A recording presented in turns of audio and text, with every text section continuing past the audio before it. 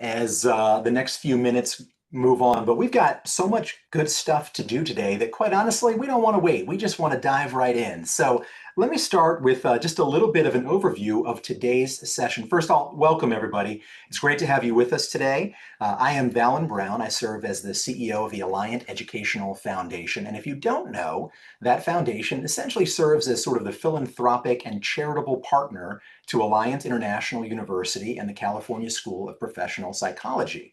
We've been doing that for about 10 years now, really focused on student support through scholarships, innovation seed grants for faculty, and really community bridge building work in partnership largely with CSPP and the clinical psych program. So today marks the third in a series of Salon sessions, live panels, where we're really tackling a variety of topics related to pretty massive changes in the sociopolitical landscape, especially those impacting therapists across the board, from clinical psychology to marriage and family therapy, social work, etc. So today we're really fortunate because we have with us a small and mighty panel. We've had big panels, we've had small, and today we're really focusing on depth around some of our discussions and a little bit of experimentation with you in small breakout groups. So today we have with us Dr. Helen Hsu and Dr. Erica Holmes. We are delighted to have you both with us. You'll be moderated by Dr. Janet Hurwitz today on the board of directors of the Alliant Ed Foundation.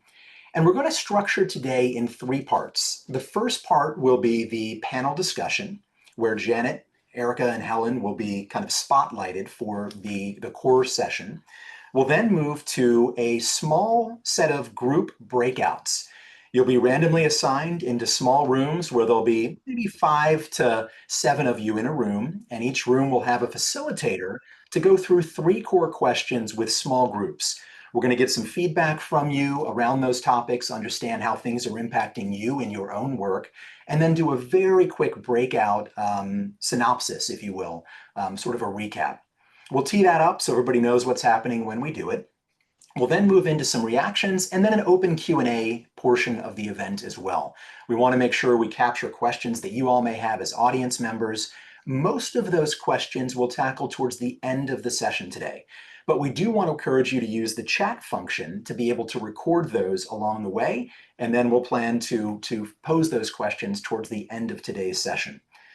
With that said, we are scheduled for 4 to 5:15 p.m. Pacific Daylight Time, depending on what part of the country you are in. And we will continue to have folks join us. Also, we'll make sure that we keep you muted. We do expect to have a pretty sizable number of folks with us. And so if you're muted, know that we may have done that along the way just to keep order during our discussion. With all of that said, we're going to start first with a live poll question to kick us off before I hand it over to Dr. Janet Hurwitz. Ava, if you would, pull up the first live poll question. And folks, please, on your screen, you should see it pop up. We're looking for feedback from each of you. The first question here: what percentage of your clinical practice, or those you serve, is impacted by immigration deportation concerns at present? We just want to kind of get a general feel for how this portion of recent disruption is impacting your work in particular.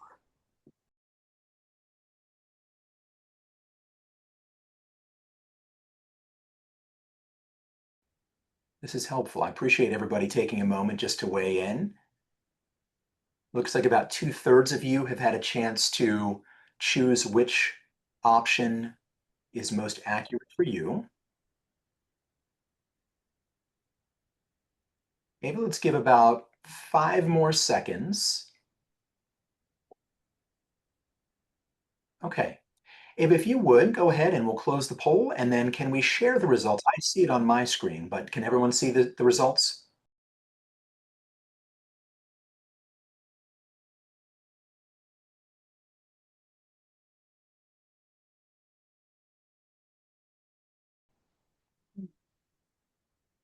Okay.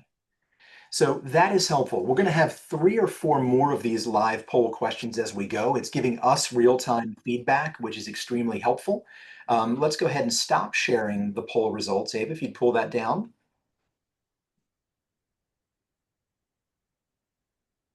Okay. With that said, thank you all. I'd like to go ahead now and introduce Dr. Janet Hurwitz, who has been an active member of our board of directors and supporter for a number of years now, serves as our vice chair of the board of directors. Janet, thanks so much for being with us, and I'll kick it over to you for more formal introductions. Thanks very much, Fallon. I'm so pleased and excited and proud of us that we're doing this, and it is such a pleasure to introduce the two panelists, Drs. Holmes and Dr. Hsu. Let me tell you a little bit about them.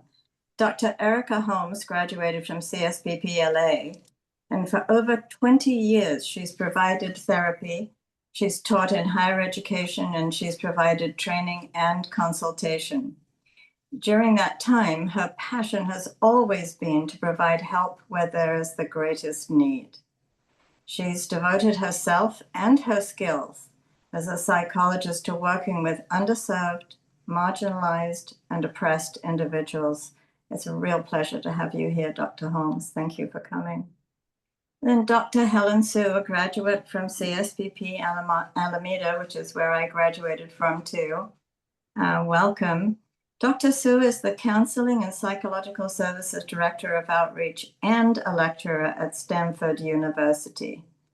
She's also the president-elect of APA's Division 45 for the study of race, culture, and ethnicity, and a past president of the Asian American Psychological Association.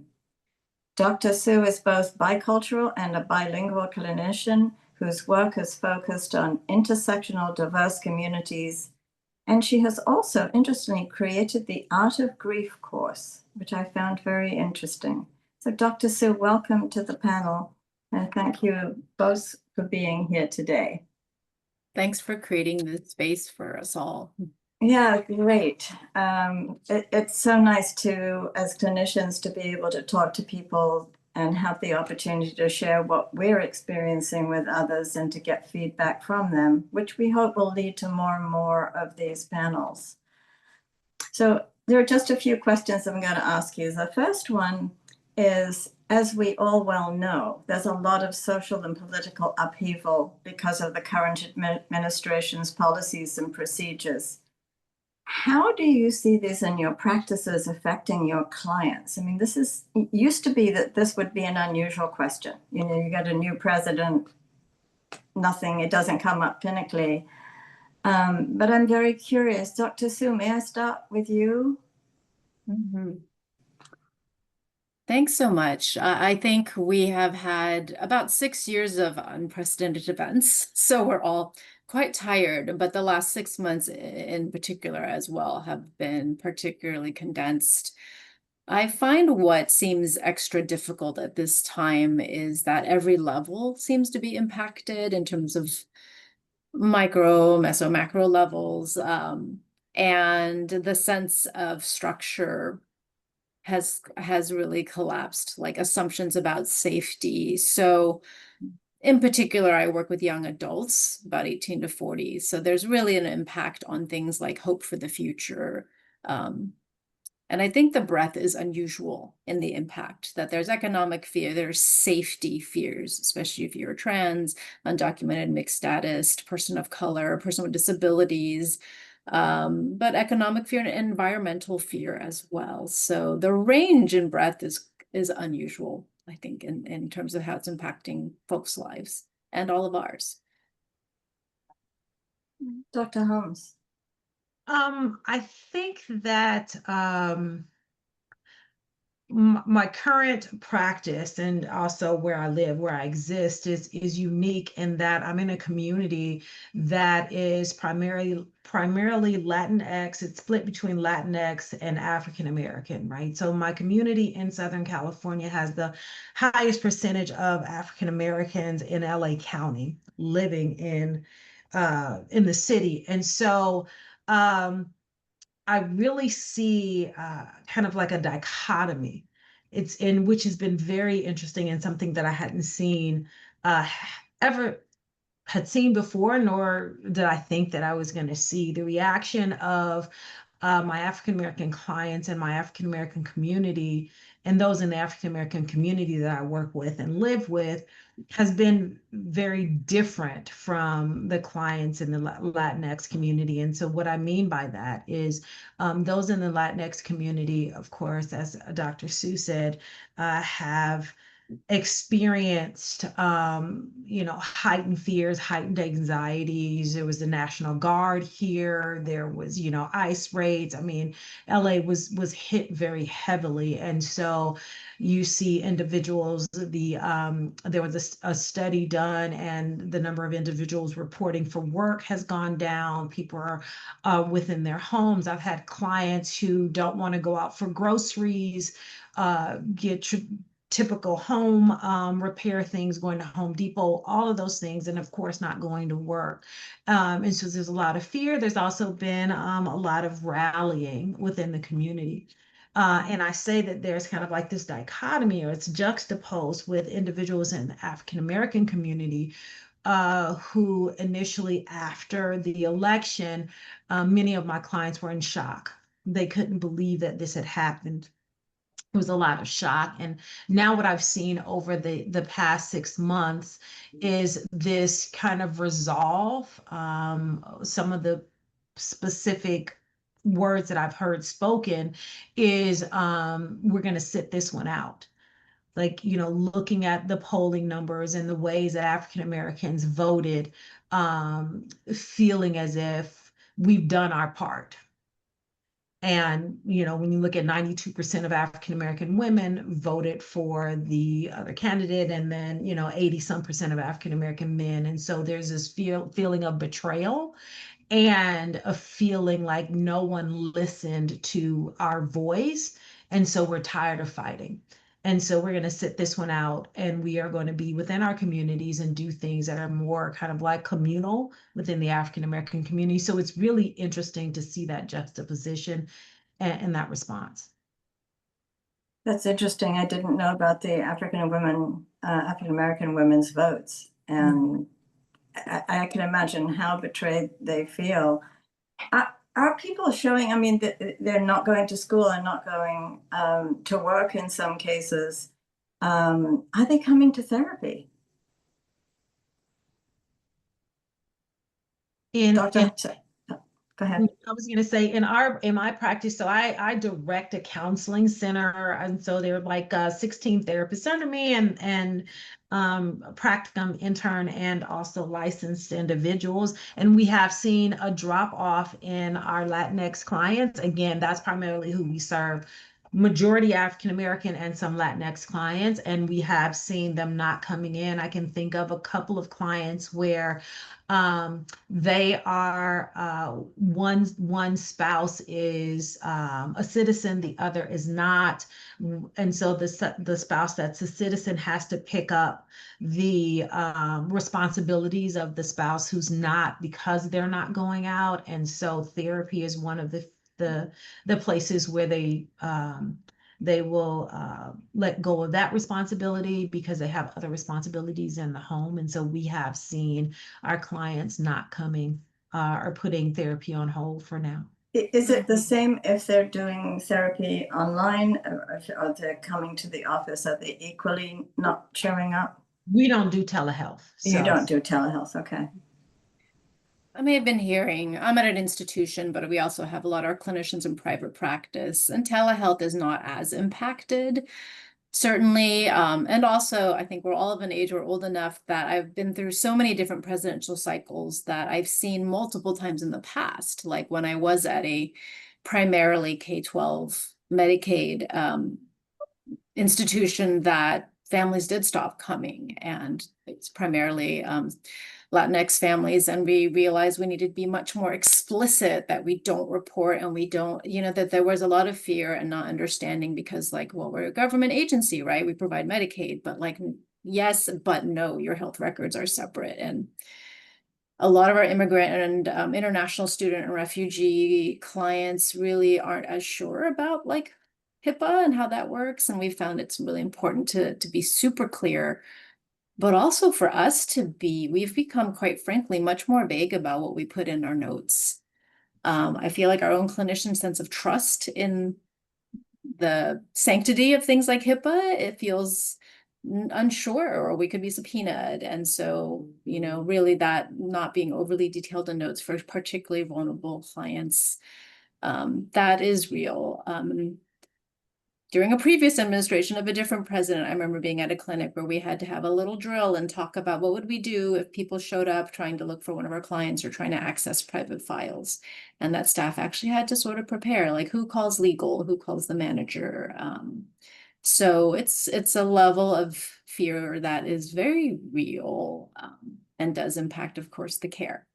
And so in students, we do find some students who do not come to individual therapy, but they have come to some of the community events that we do, and hence my outreach role has been kind of an interesting space. That healing is also very much in community. It's not a clinical space, but it's an important one in times like this. It's interesting that you should mention HIPAA, because one of the thoughts that went through my mind with RFK and his issues about autism, that I wonder if you feel that the sanctity of our records, could be threatened. I mean, we've always trusted it. I remember, I'm trying to remember, there've been so many national disasters, that we've had to deal with from 9/11 on, that I can remember that really impacted us. But I can remember before having issues and worrying about protecting our clients' records, and also during the AIDS epidemic, actually coding the diagnosis in our records. And I'm wondering if you have to do things like that to protect your clients too. I think it's an ongoing conversation that many of us are having. Like, do I want to indicate, their gender identity or the documentation status, or can I just say in the note we just talked about concerns about this vague area? Because we are in sort of a brave new world, right? A lot of things that felt very sacred, like about the way procedures are done, due process, we've seen that has been cast aside. So I certainly don't want to be the HIPAA test case. And, there's always the fear of subpoena. And we're also in a brave new world, which I'm not even going to get into too much today, but like AI being a part of medical records, right? And what kind of data can be accessed or gleaned. We are all doing all that for the first time as well. But it feels very unsafe for so many of our most vulnerable community members. It's such a horrible word when you think about the work that we do, to think that our work is feeling unsafe. I mean, it must make, the practice much harder. Anyway, I'm going to move on and talk about resilience. We've talked about some of the things that people are dealing with. So how are you working with your clients to create some kind of feelings of safety or resilience? What is it that you're doing? Dr. Holmes, can I start with you? Sure. I think just in general, the way that I practice and what I do with my clients hasn't shifted very much. Again, most of the clients that we work with are from vulnerable, marginalized, oppressed communities. And so for many, this is just another wave of oppression. And so the work that I've attempted to do hasn't had to shift that much. I think for many of my clients, a lot of the work is around empowerment and instilling hope. So, in what things do they have agency over? How can they empower themselves? Taking away the shoulds. So, what are the things that they should do? You should do what you feel you have the resources and the capacity to do, and the desire to do. So, it's really around hope and a sense of agency and empowerment.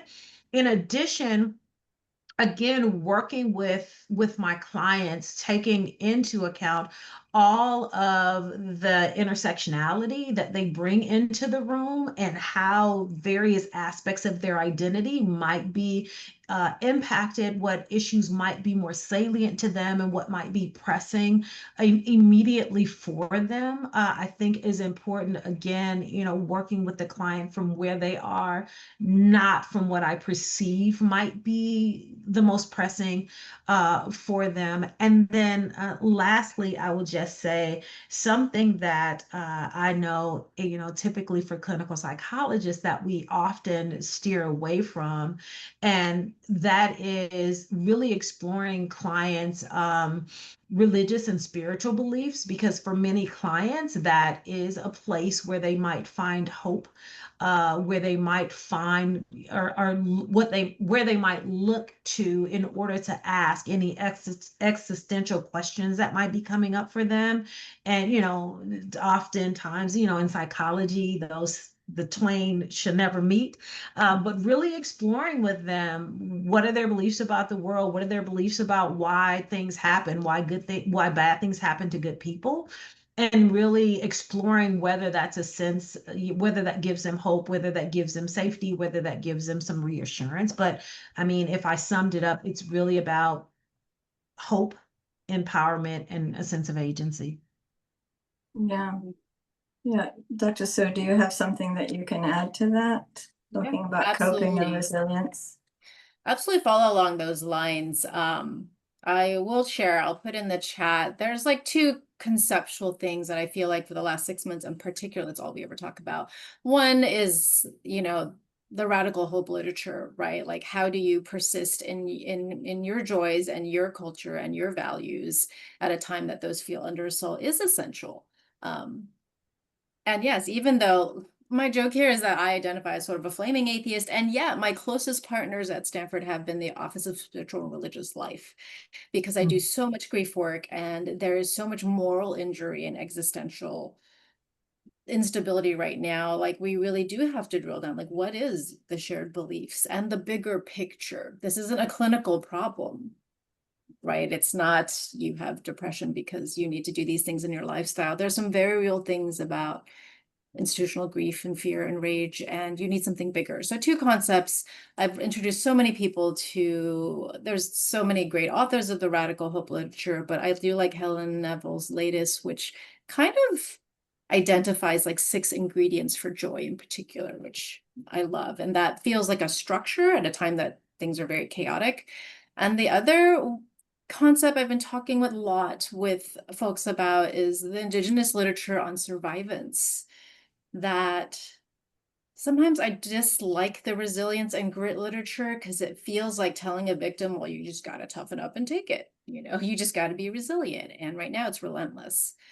And survivance is a lot about the dynamic survivance, not being a victim, staying creative, maintaining things, dealing with intergenerational trauma. It's not just an immediate trauma. How do people do that? And what can we learn from our heritage about how people survive these things?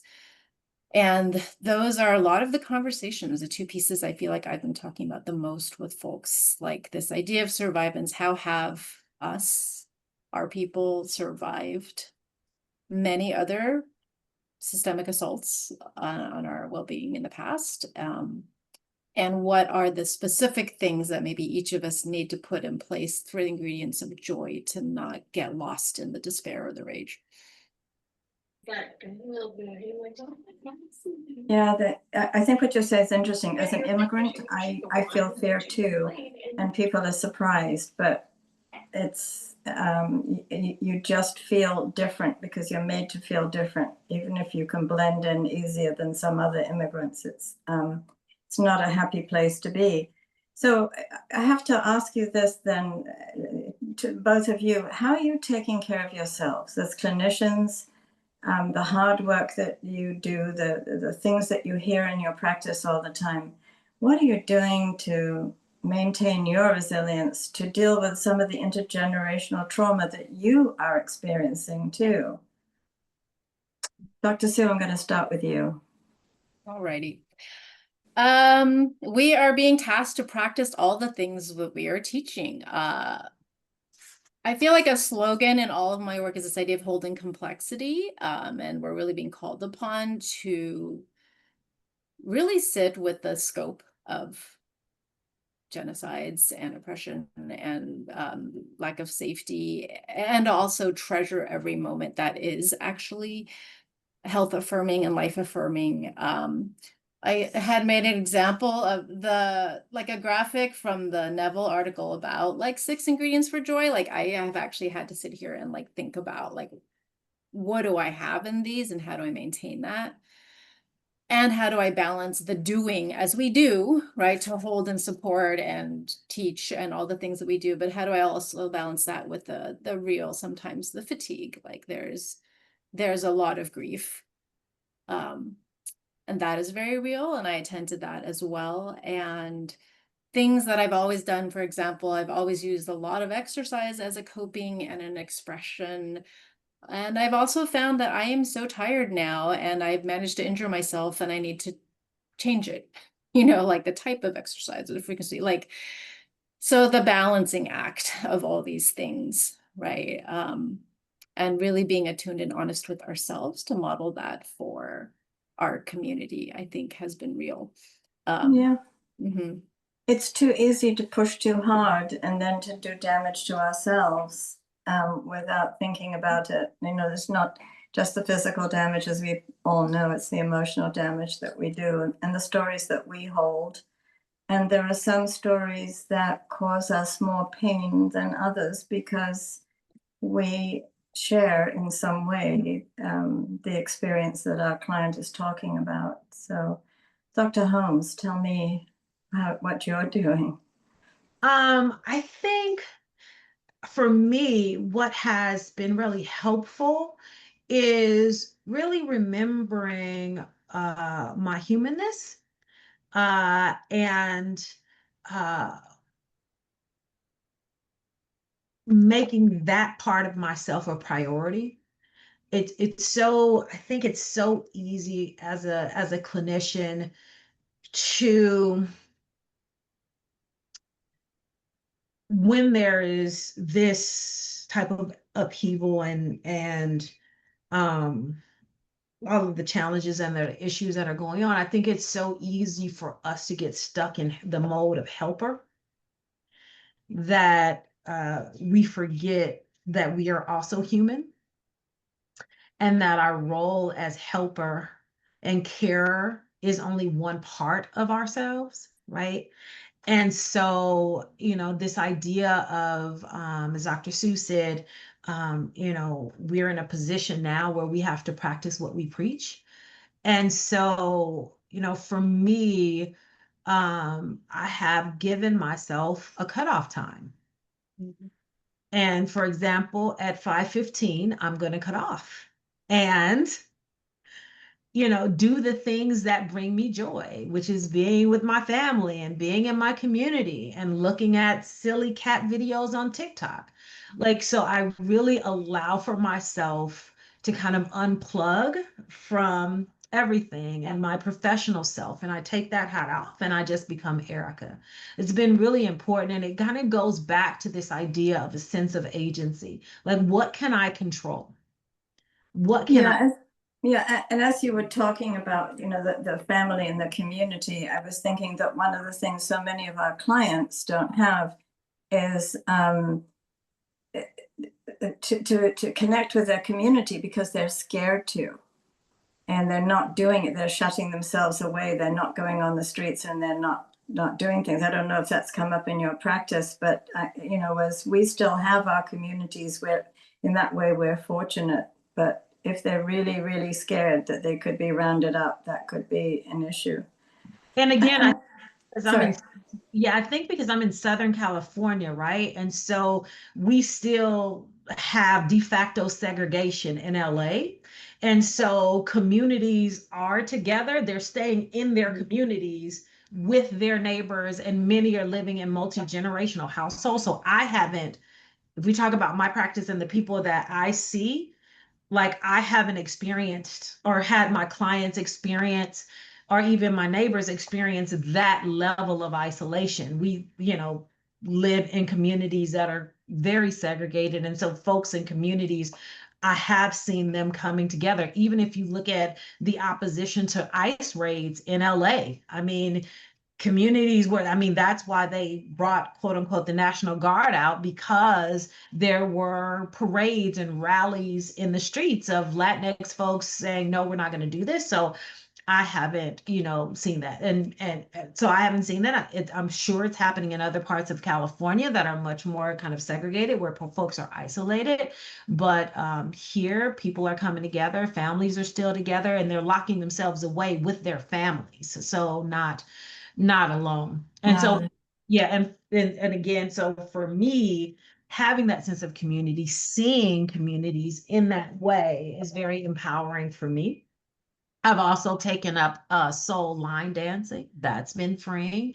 Looking at YouTube videos, learning the latest line dances that are out there. So these are the ways that I'm taking care of myself. Again, what brings me joy and what things can I, do I have control over?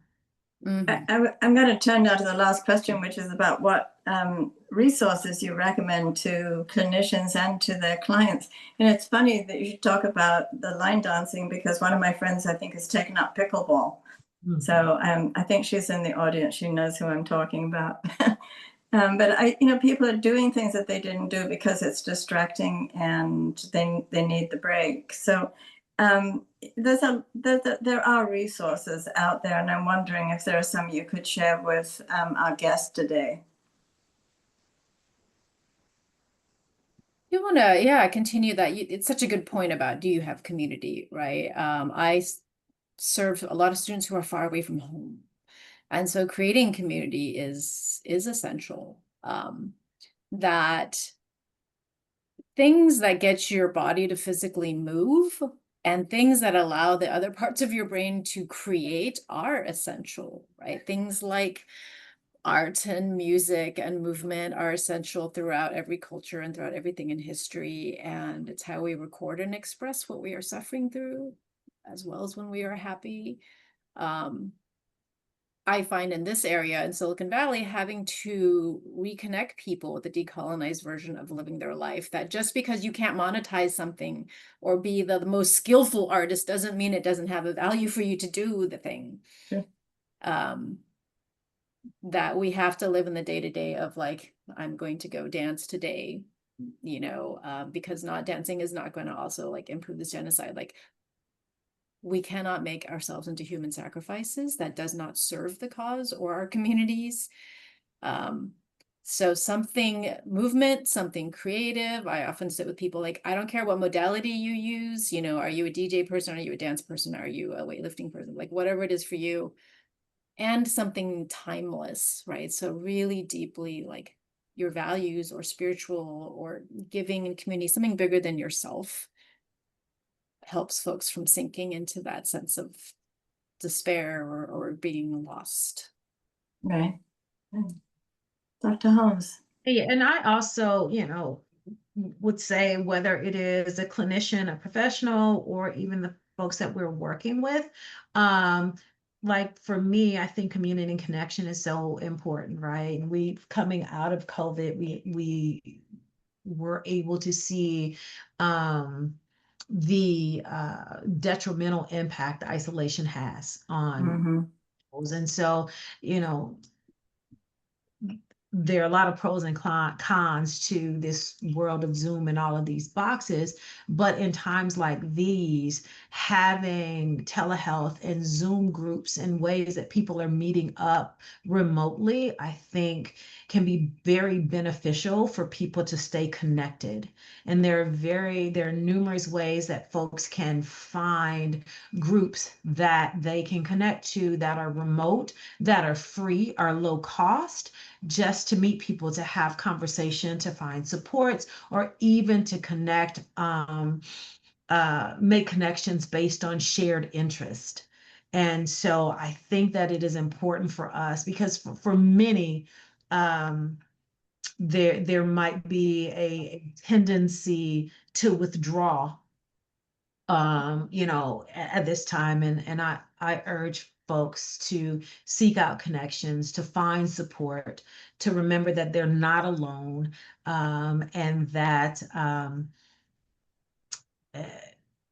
again, to instill that hope that this too shall pass. And so we have to be prepared for that. Yeah, and it's community care and it is hopeful, but it is also strategic. who's helping other people get groceries, who's alerting about ICE or coming to a protest, who is teaching people how to get on Signal, and practical things that there is a strategic component, but it is also, yeah, so emotionally and physical needs, all of that. I found that for some of my colleagues too, they want to be active, so they join demonstrations by Indivisible and No More Kings and things like that. They do that. They feel that they're doing something. I don't know what it's doing, to be truth, but at least we have that sense of community when we all show up at the same place every week and, have our placards and so on. I don't know if we're ready to go to the breakout rooms. So Janet, speaking of community, we're gonna do a little small community chat here in just a moment. And so this is great. There's a lot of good content here, and we're going to move one direction and then come back with our panelists. So I want everybody to kind of sit tight. What we're going to do, a quick transition here for a moment. So Ava, if you would, we're going to pull up live poll question number 2 before we move into some small group chats to continue this discussion with just about 5 of you in each room, just for about 15 minutes. You'll have a facilitator in the room to go through a couple of key questions, and then we'll bring you back. But Ava, if you would, go ahead and pop up the second live poll question. Folks, this question getting at the percent of your clients impacted by the newly emerging sociopolitical concerns at present. Now, this is a broader question than about immigration and deportation, of course. But roughly, how many of your clients do you feel are being impacted by these emerging sociopolitical concerns over the last 6-7 months?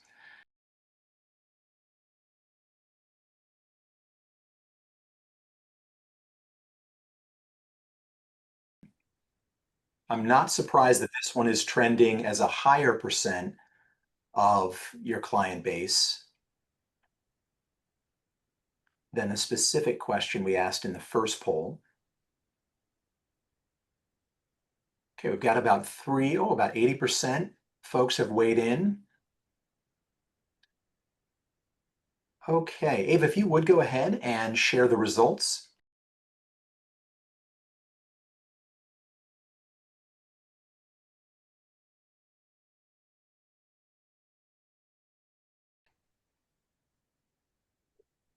So a huge proportion here, about 40% of you, greater than 75%, a quarter, roughly distributed between 50 to 75%, 25 to 49%.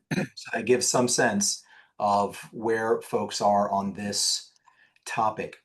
So folks, here's what we're going to do next. Ava, would you pull up the slide for the questions? We want to give you a sense of, just in a small group chat, we have the breakout rooms pre-assigned. So we actually have all of you in rooms ready to go once we hit the button.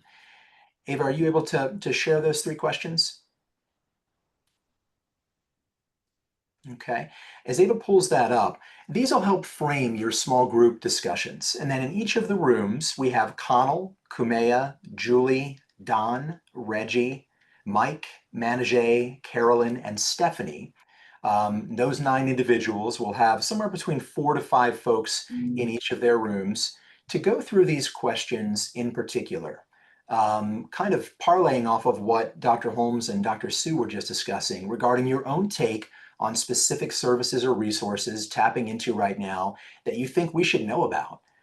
After you go through that question, we'll talk a bit about the biggest challenges you are encountering with your clients, and then actions and activities you are also taking to build joy, resilience, and agency in your own professional work. Now, once we go through those, and maybe you can go ahead and pull that down, we're going to call back everybody to the main site here and just do a quick debrief on that, and then open it up for some feedback as well as Q&A of our panelists today as well. So think of it as part 2 now as we move into the next section. Okay, everybody clear? So you're going to magically disappear and you're going to show up in a small room with just probably 3 to 5 of you in the room with that facilitator. That facilitator is just going to take a couple notes to make sure we're capturing the big takeaways so we can report those back out. Okay, without further ado, I think we're set. Ava, if you would move folks to breakout rooms.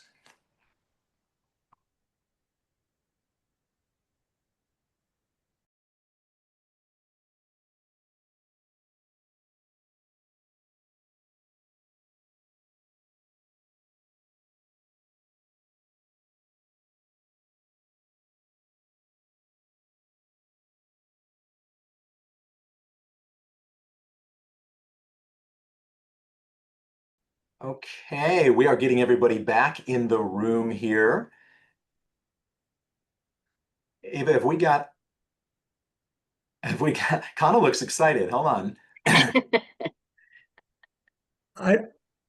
While you're getting everybody back, Helen and Erica, thank you 10 million times over. Thank you. So much. So folks, what we're going to do now is we just asked for kind of a quick recap. And I think maybe the easiest way, certainly the facilitators, right, those folks that were in the 9 rooms with you, we just invite you, and I'll call out your name so you can just kind of share so we don't have to worry about raising hands. But we're just looking for kind of a quick recap. What struck you the most coming out of the small group discussions on really any of these kind of key topics, whether we're talking about resources, the individual challenges folks are facing, or the activities and actions folks are taking to support themselves across the board. And let's start with Connell's breakout room. Okay. I had 2 exceptional human beings in my group, and much of it was, in a sense, repetitive of what the panelists spoke about. Local voluntary work, joining, connecting, doing all of that, creative expression modalities and groups. And interestingly, a real plea for we're still looking for resources. You're in a clinical setting and you're getting asked legal questions. And so how do you begin to do all of that stuff? And how do you deal with isolation, fear, and shame, which seem to be constant? Biggest challenges are I won't get it right, but in a sense, who are you as a therapist, and how do you be you in the therapeutic relationship with a sense of insanity that surrounds you, and you're unsure even where you fit into that and how you can move against it. The actions taken, creativity, connection, vacation, break, put a screen up and close it out for some period of time so that you can have a sense of your own reality. That's probably it. Connell, thank you very, very much. Appreciate it. Thanks, Kumea. Connell. Four, 3 folks in the group that I described, and key things that came up around specific services or resources, trying to learn more about decolonizing therapy work and what that is and how to bring that perspective, that paradigm into therapy. Learning from students, from one's college students who about social media resources that provide strategies and messages and advocacy, and encouraging clients to use their agency to when they feel discouraged, demoralized. That might mean, and one example that was given, encouraging clients to send out prayers to others, to check on others who are vulnerable. So really supporting clients in their sphere of influence. Number 2, biggest challenges, having to be careful around issues of documenting clients' immigration status. One that I had not heard previously, difficulty working with clients who are supportive of the current administration because of strong counter-transference, making it really difficult to support some of these clients and having to work through a thoughtful termination process. So that, and that may be a particular issue for therapists of particular marginalized groups. And we also heard wanting to get beyond self-care, yay, yay, but I want to do something. And so that's a challenge. And then third, what are actions or activities? Open conversations with one's teenage children, getting them engaged, having family talk about what's going on, connecting with others, which we've heard about, of course, friends, family, sharing a smile and a laugh, talking about what's going on, bringing a radical hope perspective. Perfect. Kumea, thank you very much. Julie.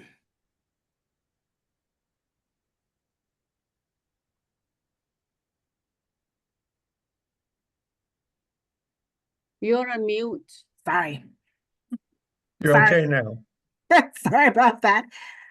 Similar themes that others have shared in terms of what has been helpful. Lots of reliance on their psychological associations, so local psychological associations, particularly through the pandemic and beyond. So utilizing peer consultation, peer support. For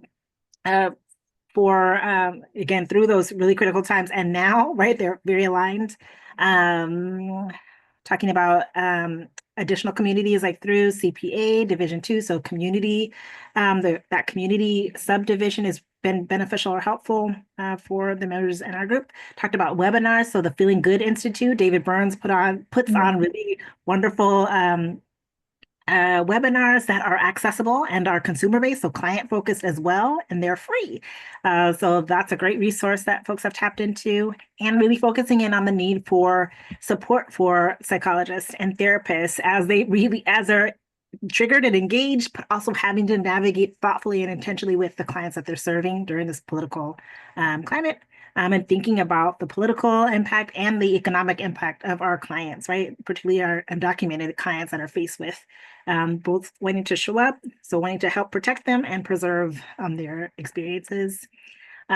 Two, some of the challenges, unique challenges that one of our participants shared was like our kiddos that they're serving that might be on the spectrum, right? So acting with immediacy and passion without the kind of the critical concept, that critical awareness of like, if we respond this way, then what will happen, right? So giving them some micro interventions rather than, going to the rally, maybe, focusing on climate change or something that might be more tangible or realigning for them. But also acknowledging that sense of helplessness that they may feel, and the duality of like, I'm feeling this way and having to serve right others who may have this counter narrative or counter experience.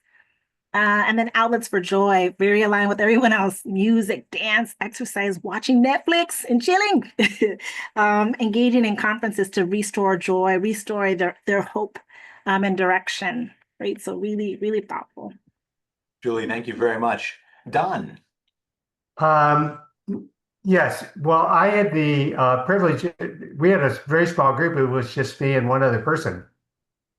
But basically, so we get to share a lot. I think that the things that came up was that even with our most resourceful clients and ones who the world might look at and say, well, what's going to bother them? They're not being, trailed by different people, and they don't, what are they worried about?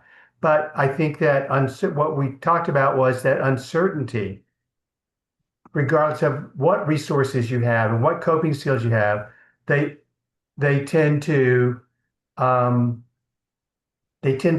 breed fearfulness. And so one of the things is to be able to know that you need to find ways to certain ways, as we've been talking about, to experience joy, and to know that even small victories that give you joy or give you more peace or assurance, that if you can reinvent the wheel, you do one, then there's a possibility that you can do another. And that you do it in building, find a way to not let the culture kind of overwhelm you with a tidal wave so much as that you can take small steps every day that give you a sense of some control and predictability of your life.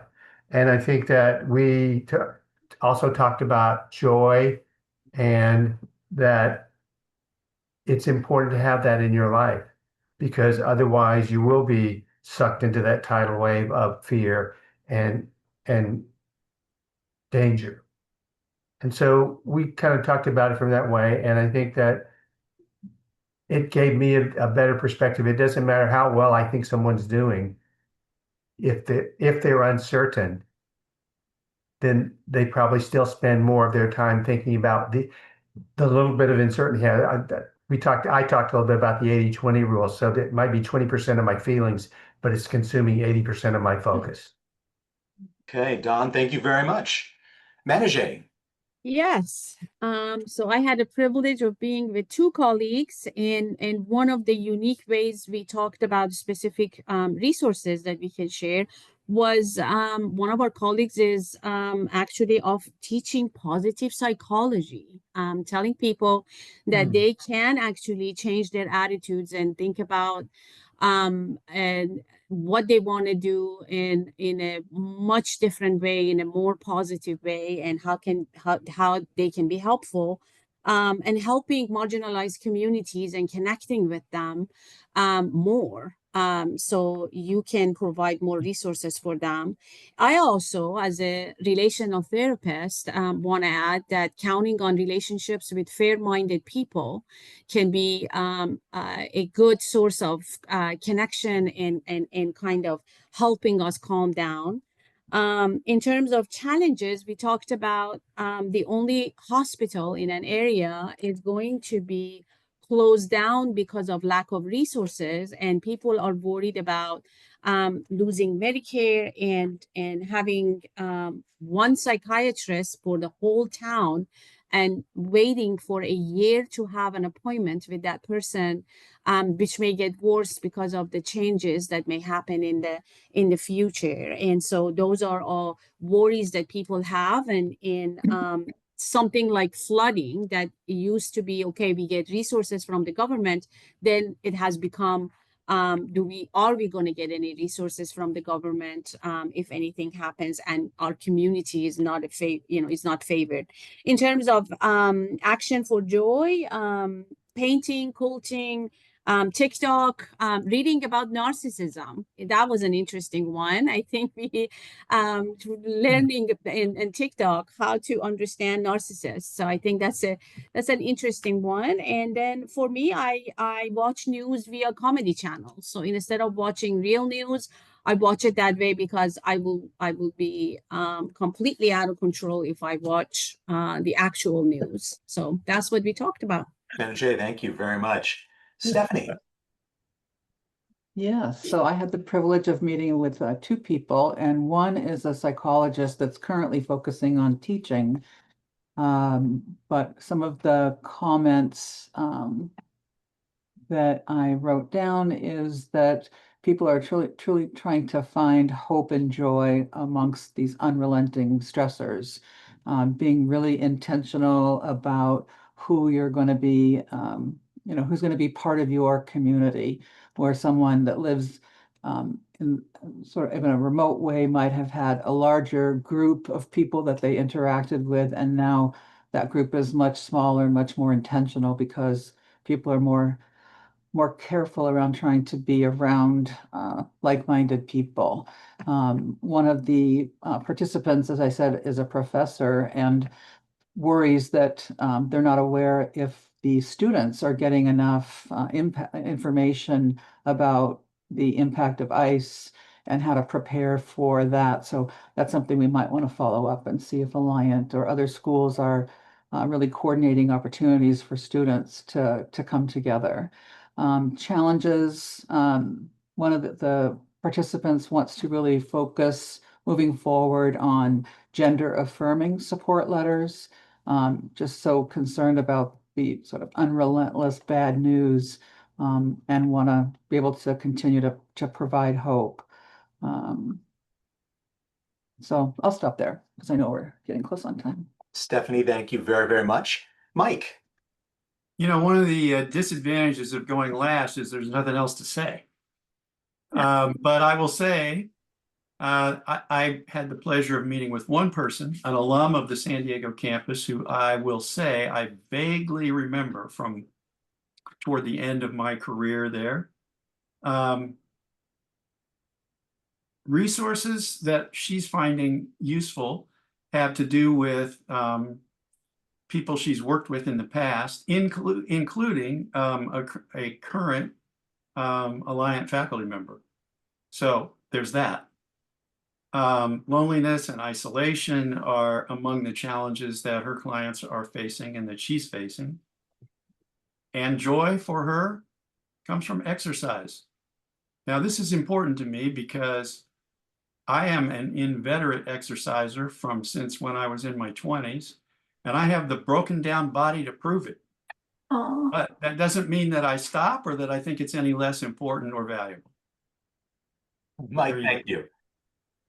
We're going to do, I have Carolyn and Reggie. Just brief, if you would, Carolyn. You're muted. I have two people, interesting people in my group. One, a psychologist practicing who is also a Unitarian minister and also teaches psychology students, PhD students. And the other gentleman is a retired psychologist. And both of them are very, for them, taking action is important. So Spencer mentioned pro-social, which is a great group to get involved with if you want to counter the marginalization, discrimination. It's a unity building group of academicians, and they pull together, and this is very hopeful for him. And Jonathan mentioned passing out the green card, which has all of the rights for people, and if they were stopped by ICE, and he has gotten amazing, gratitude from people from doing that. So one talked about the guilt, when I feel that too. And the professor even mentioned the young people in his class kind of losing it on him and blaming him, and very, putting him in a tough spot. And he needed to affirm what they were feeling and the fact that he also is powerless. And then the retired psychologist, actually, his creative pursuit at this time has been writing, and he has completed a book. Thank you very much, Carolyn. And Reggie. Thank you, Val, and I'll be brief just to wrap this up. Great good fortune of having two individuals in my group, and really just to be able to hear their perspectives, the different clients they serve. One's in Southern California, one's in Northern California, so very different, not only clientele, but unique experiences that they really continue to share with me. Really, in looking at some of the questions that we had, it's unfortunate because their communities are being torn apart. They're trying to cultivate some hope in a very kind of despair time. And really, it's trying to find ways to stop it.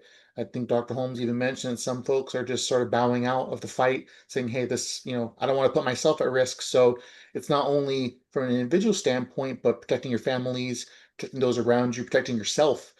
So while there are folks who have come out of the woodworks that they may have not originally thought would have cared as much, they are caring now, and they're showing that people in the community are being hurt by this and that they do care. For going into question two, really, it's just trying to be there. Really, it's this weird expression of hopelessness that the community has that they're experiencing and seeing. No one likes it, but at the same time, no one's really sure what to do to combat it or get back from it. So it's tough, but they know that there are battles that people are fighting every day, and it makes it tough when sometimes they're silent battles.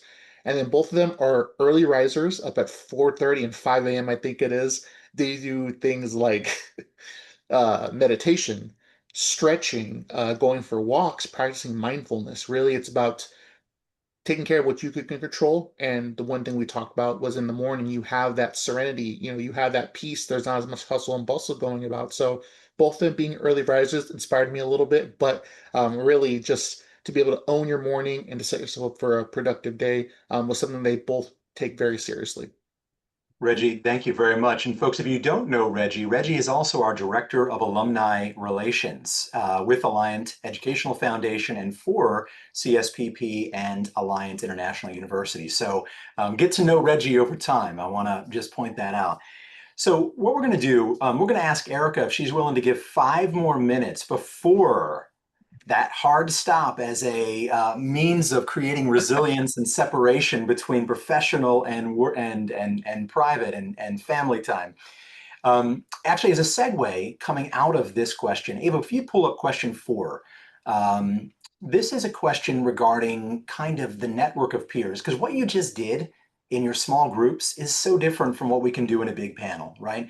It's a chance for you to weigh in about your own individual experiences. And the question really is, would you benefit from being a part of a network of peers to discuss challenges to your work given the current ongoing disruptions? We've heard this a little bit from past Salon sessions, our past webinars, and we want to ask the question more directly as to whether or not people are looking for a network of peers to be able to dive deeper on some of these topics in a kind of a smaller group setting. So we'll just leave this up for another 10 seconds as folks weigh in.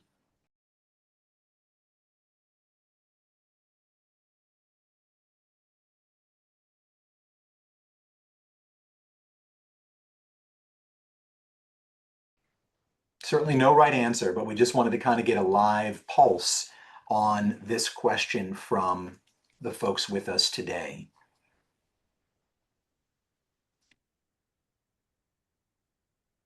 Okay, almost 80% of folks have weighed in on that question. Let's give you 5 more seconds.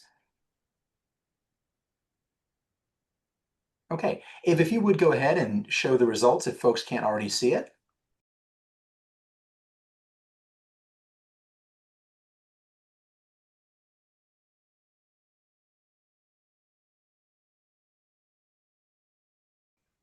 So pretty big percentage here, almost 80% of the folks saying, yeah, that could be valuable, and some saying not sure. So thank you for sharing that. It just gives us good feedback regarding the kind of content that's going to be useful to everybody here. Now, we did want to make sure that we had at least a little bit of time for 1 or 2 questions. So rather than having feedback from Dr. Holmes and Dr. Hsu regarding what everybody just shared, we think we'd go ahead to the chat field and take a look at the questions that folks asked. I'd like to recap one of those questions, and I'll read this verbatim. And this is for our 2 panelists. Is there a sense that this is just one more period of repression? Is that accurate? Or is this a paradigm shift where our values actually become criminal?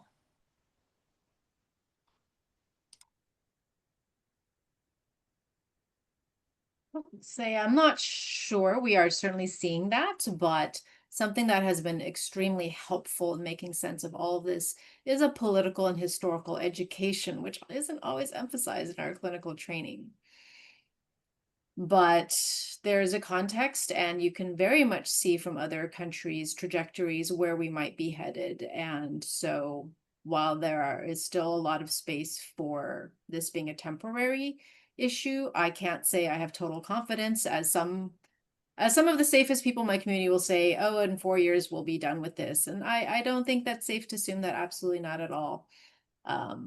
So I think we are preparing for all things, including very serious, as I talked about, strategic things about how do we protect the values and the community members that we hold dear, because I am not actually extremely optimistic about the prognosis, having worked closely with some federal people in mental health on the federal level and some of the concerns that they have expressed. Dr. Holmes, any feedback? I think what I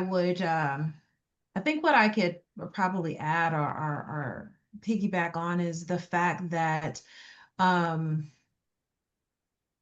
it's interesting that some folks think that it's a shift, and I think it continues to highlight how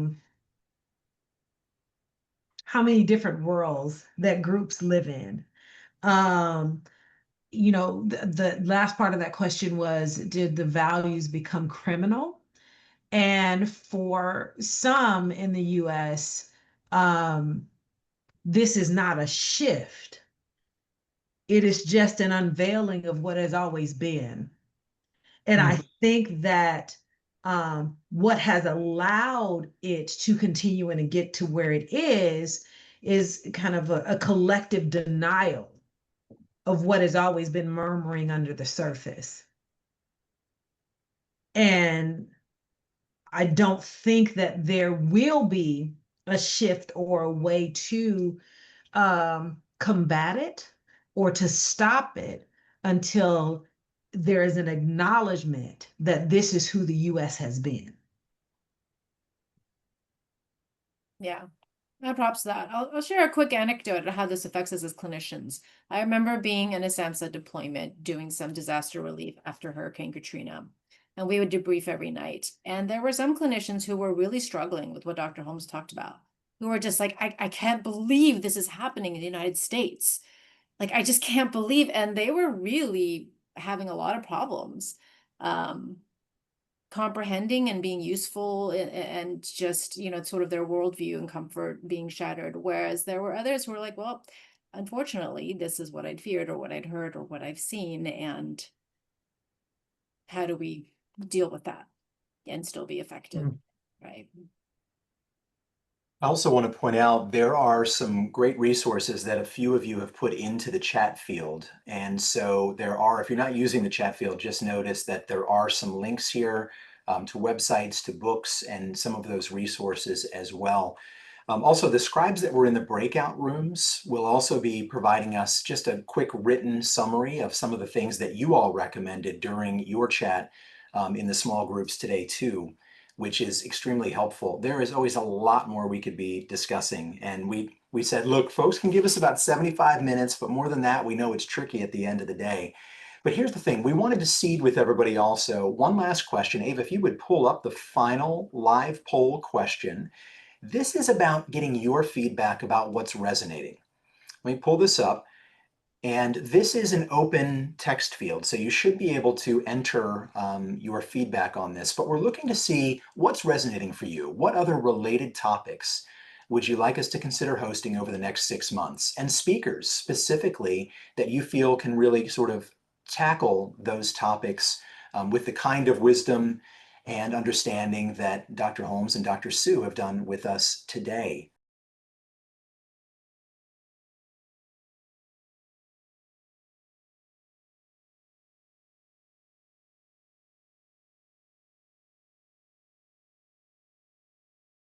Now we're keeping this question up for just a moment. It's because we want you to be able, if you have any initial feedback, I want you to be able to provide it here.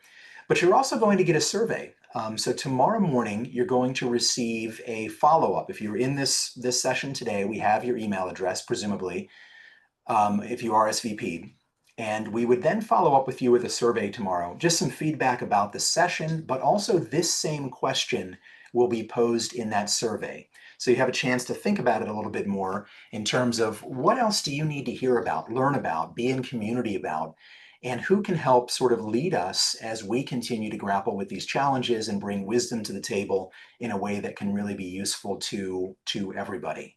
That's kind of what we're looking for with this question. And if we have a pace of roughly every 2 to 3 months for being able to do these live Salon sessions, your feedback can really make a difference in seeding the next round of topics as we build off of what we've done since January. Okay. Now, we're not going to share the results of this question live, but we are going to take this plus the feedback with tomorrow's survey, and we will use this as we're working towards planning the next set of sessions that would continue this work together. Okay. Ava, I think we can leave that up at this point. I know we've got about 6 folks have had a chance to weigh in. Again, you'll have access to this tomorrow as well. And what I would say, sort of as we close on this, is just a big thank you. Sincerely, it takes a lot to say, hey, let's come together, let's go through some key questions and share. And again, a topic like this, we could do a 2-hour session, we could do more. We aren't going to do that to you, though, on a Thursday night at 5:25 p.m. A special thanks to Dr. Erica Holmes and Dr. Helen Hsu. You guys are phenomenal. Please stay in touch with us. We'd love to continue to build off of this. And Dr. Janet Hurwich for moderating the session this evening. Very much appreciated. This is time well spent. We did record the session, so we will be editing and then sharing that recording back out. In fact, Reggie, if you could, if it's possible, put in the link for our YouTube page. It may take a moment to find that. But that YouTube page by early next week will have the video recording up. I think we also can send you the link as participants in today's session because sometimes these things come fast and the ability to digest them is challenging. So we wanted to be able to share that back with everybody. Again, look for the survey link tomorrow. You'll get an email from Alliant Educational Foundation regarding that. We'd love your feedback. And ultimately, stay tuned for the next session. With that said, let me kick it back to Janet if you have any final words or comments for the group today. No, I want to say thank you for coming, but what I realized as I was listening to you and going through my notes is there are three things that stuck out. Community. We have to have community. That's what we're building here. We're building this community. It's part of our work. Action is important. Some of us can't take the action that we would like to, and others can do it for other people. But there are some action steps that we can do, even if it's only about our self-care. And the last thing is about care. How do we care for ourselves? How do we care for people in our communities? How do we care for our country when it's going through this? I don't know what to say. It's going to be a long time. We have to be prepared for that. And I think I heard that with the speakers. I want to thank our two speakers very, very, very much. I learned a lot. I'm going to have to watch it in slow-mo so I can take it in. Thank you both very, very much. All right, everybody, that concludes our webinar for this evening. Please have a good evening, take good care, and we'll be in touch. Thank you. This was Thank you amazing. all. Thank you. Thank you.